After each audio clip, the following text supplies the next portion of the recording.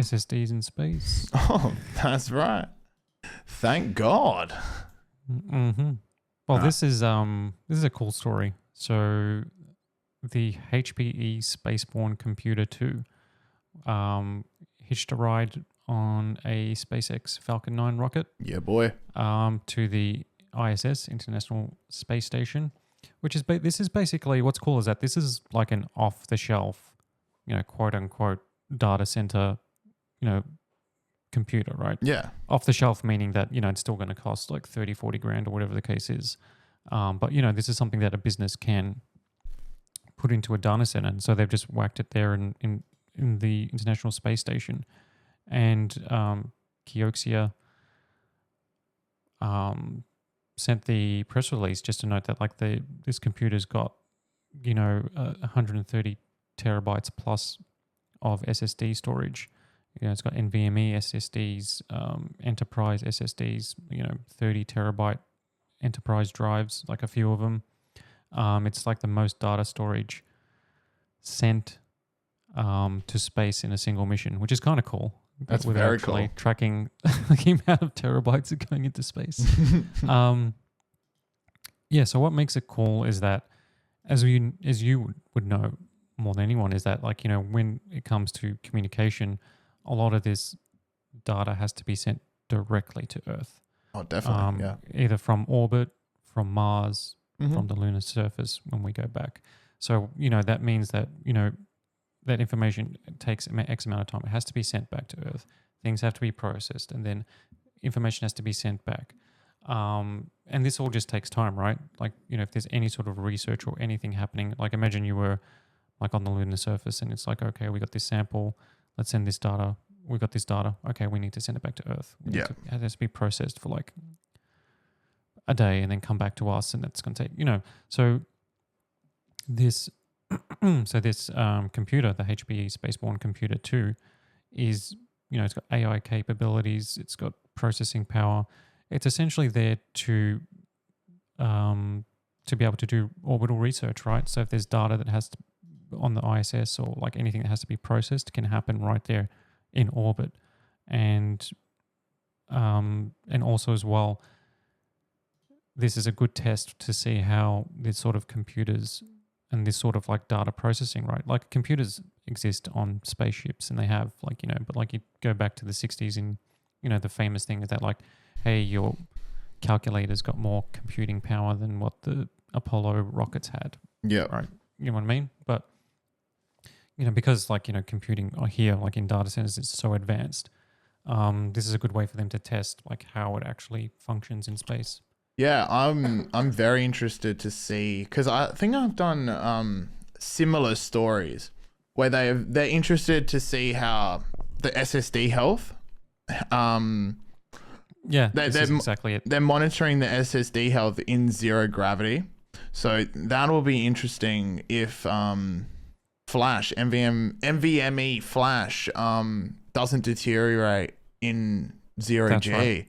So the thing is, specifically with flash memory, so KIOXIA is actually one of the creators of flash memory. So they obviously do a whole bunch of storage and memory and stuff like that. So they're going to be monitoring, they're working with HPE and NASA and everybody else. They're going to be monitoring the NVMe SSD storage health daily. Yeah. Because the way flash memory works is that there's no moving parts, right? Like a traditional hard drive or like most hard drives, especially off the shelf. Yeah. They're platter based. They've got mechanical components. The whole point of flash memory is that it's solid state, and the solid state storage means that it's just no moving parts, and that's it. It just requires power. I bet you if there is no deterioration of flash, they're going to replace all of the hard drives that are in the ISS or the next ISS, because the ISS is coming to its end of life. Unfortunately, shout out to the homie. Yeah, just doing science, floating laboratory up there. But yeah, they will replace all of the hard drives with NVMe SSDs for sure. Definitely. And this also means then they'll be able to like, okay, now let's take these drives to the moon. Let's take it to Mars missions. Like, let's let's put an SSD on the next Mars rover and stuff like that. Be on satellites. There's a lot of satellites. I think they're called. I can't remember their exact name, and there is a lot of them, but they are taking photos of Earth. Like they send them along the longitude and latitude lines. I think they're like Earth. I can't remember. They're like Earth observers or something like that. There's multiple companies that are doing this, and this is how we gather information on, like, say, forests or something like that.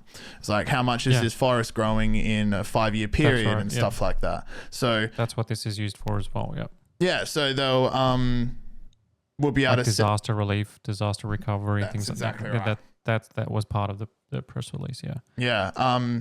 So yeah, we'll be able to send and receive data to those satellites much, much quicker. And if there is no deterioration of these drives, hopefully they last a bit longer, because I'm not sure if I don't want to say survivability is the wrong word, but are SSDs less prone to breaking than hard drives? I'm thinking SSDs would be safer because, like you were saying before, less moving parts inside of the drive itself. Yeah, and they're guaranteed for like X amount of data and stuff like that. So yeah, but there are like higher grade ones that they're just designed to burn through like so much data daily and stuff like that. That'll be interesting. I'm like, looking at the far future, like potentially that they could set up just like relays in the solar system. You know what I mean? Like floating like orbital data centers, like satellites are going around orbiting like Mars, and then that relays to one orbiting or halfway or whatever. Yeah. You know what I mean? Like you could create like a whole like data center or like network like in the solar system eventually, like one day. Yeah, there's like a very small step towards that. It's essentially what you're describing is an expansion of what they have now, which is, so like the Mars rover Perseverance will send data to the Mars Reconnaissance Orbiter, and then which is just orbiting Mars, and then that flings data back to Earth. And they have one of those for the Moon as well. It's called the Lunar Reconnaissance Orbiter, and both of those satellites are used internationally. So, China will relay stuff through it. Everyone's like, it's so difficult to get stuff into space. We just need to use this one thing.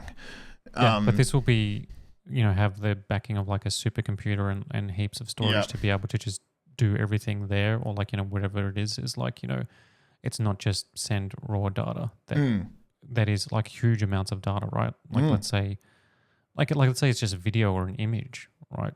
Or it's just like a readout that's like, that's already been processed. It's already been done, all this thing. So then you're just getting like a small, like it's like, like here's 30 gigabytes like to send to Earth or whatever it is. And it's like, no, we can parse that into like, a fraction of that size. It's already processed, and here's all the key information or whatever it is. Yeah. It can happen remotely. Having an AI director on board that data station, I imagine, will be designed to iron out any anomalies, any problems within the data, any corruption within the code or anything like that, which would, I'm guessing now, pure speculation, prolong the life of that data center and stop drives from becoming corrupted, or the data becoming corrupted, which then once it's reach, like it still will reach Earth, but then NASA's engineers have got to sit there and sift through it and fix the problems within the code, or even get it to be resent. It's like it's going to be more efficient in terms of getting data from A to B. Yeah, especially when there's like huge delays in communication. Oh yeah, it's the worst. It'll be like sucks. Especially if you got like people there, they'll be able to do everything on site. Yeah. Yeah, no, this is awesome. What a cool story. Well done, KIOXIA. Keep pushing.